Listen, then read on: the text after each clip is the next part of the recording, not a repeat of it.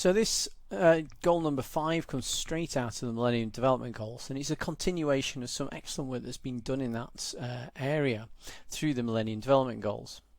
And so what he's noting here is one of the findings from the Millennium Development Goals is when women have a stronger say within a household, and they have more power within the household, then they tend to make better decisions for the future of the household with regards to things like the well-being of the children and the health of the family. There's also a sort of more fundamental issue, which is if you have a population in which women have very little power and very little involvement in political and economic decision making and business, then that country is only really using half of the potential of its population. And so if we have more equality and more empowerment for women and girls, then it enables us to make a fuller use of the population resource that we have available to further that country. But interestingly, even in some of the most developed nations with the best equality legislation and strongest adherence to equalities, we're still seeing a lot of imbalances between men and women. And so it's something that would apply to wealthy as well as more developing countries. Ensuring access to water and sanitation for all, again straight out of the Millennium Development Goals, and this was certainly a goal which was a great deal of success is achieved for this Millennium Development Goal, but that doesn't mean that we can't take our eye off of this goal in particular. As populations continue to move around and we continue to grow as a population of the earth, then we're going to need certain sanitation in all those new areas where people are living. But also water is going to become more of an issue, and at the moment we're using water in a lot of locations in the world in very unsustainable ways. An example of this would be in some Middle Eastern nations where they are entirely reliant on the aquifers in order, actually, so borehole water, in order to supply their resources with water, so to provide themselves with water. Then the rate at which they're using up that water means that the aquifer is gradually being emptied out, and so there are a lot of countries in the world which are looking at some very serious shortages in water in the non too distant future, and water is likely to be a source of conflict for countries. So it says water and sanitation for all. It'll note in that it's going to be an enhanced water supply, one that has been cleaned in some way, shape or form. Ensure access to affordable, reliable and sustainable modern energy for all. So one of the things it's noting here is that we are still relying on coal power stations, amazingly, in some parts of the world, and the output of pollutants from these is quite frightening. And so if we are going to have more of the world being provided with electricity, and through the process of the Millennium Development Goals and the years preceding them, we greatly increase the proportion of the world that has access to electricity. But as people get wealthier, they tend to use up more of this electricity. And so if we're not coming up with better ways of generating that electricity, which are both affordable and sustainable in an environmental sense, as well as an economic sense, then we are creating a very serious problem. And interestingly, you can see how the goals interlink. When we think about the fact that droughts, for instance, in India have been causing reductions in levels of water moving through hydroelectric plants, which has then led to situations like power sharing, which is quite a common issue that you see around the world, in which the country doesn't have the resources to provide the electricity 24 hours a day.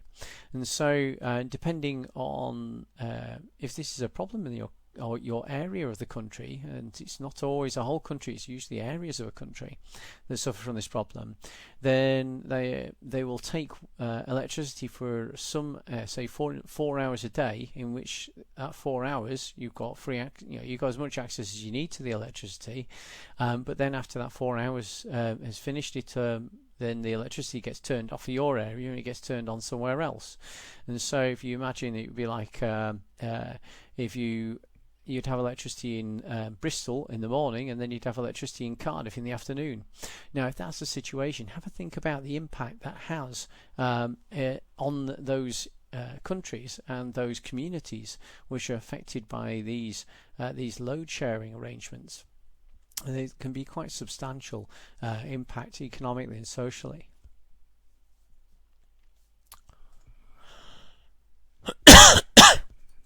Promote inclusive and sustainable economic growth, employment and decent work for all. Certainly a noble endeavour, but if you're trying to promote inclusive and sustainable economic growth, what they're saying here is that economic growth should be to the benefit of all, not just the few. And so this is something that as countries get wealthier, what happens is it tends to be a minority of the population get very wealthy. A slightly larger proportion of the population will get quite wealthy. And then an awful lot of the population's wealth won't change very much at all, and so they might be what we would term as the working classes, and so or the labouring poor would be a more provocative way of terming it.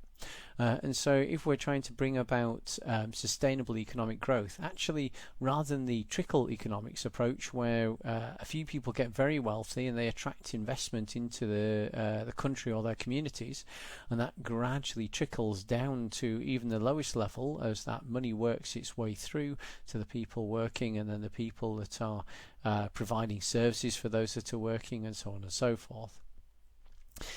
What's actually a better economic model is there is always a much larger proportion of the population that are poor or quite poor.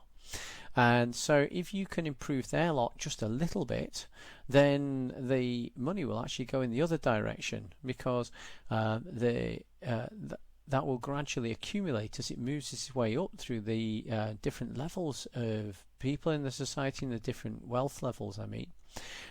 Then by the time it gets to the wealthiest in society, there will be a significantly greater accumulation of wealth than if it had worked the other way around.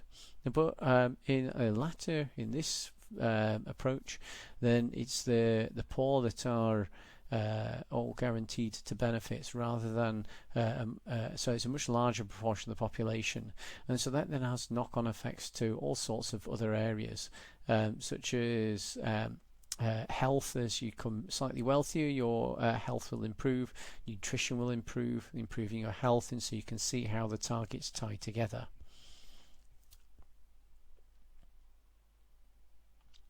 Build resilient infrastructure and promote sustainable industrialization and foster innovation.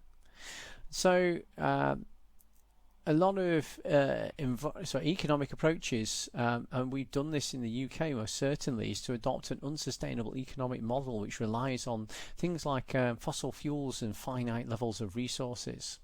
And certainly now in the current global climate, the multinational companies are only too willing to go in and strip an area of the resources that are there, and when those resources have exhausted, then they move on to somewhere else in the world and do things like mining those resources. So you say, well, that's a very bad practice and that's a very bad thing to do, but then what do we do about that? In general, how do we address it? Because they're mining all those resources because there's a demand for those resources. So if we're going to be industrializing, if we're going to be using resources, then we need to do a lot of innovation to promote ways of doing things that require less of those resources and reuse those resources much more effectively. Bizarrely, a great example of this that we've always had has been the lead industry in the UK. So everywhere you get a junction on our buildings, on their roofs, you end up with some lead work that's shaped to stop the water from getting in. We also have a lot of lead batteries and lead gets used in some other areas, such as industrial processes.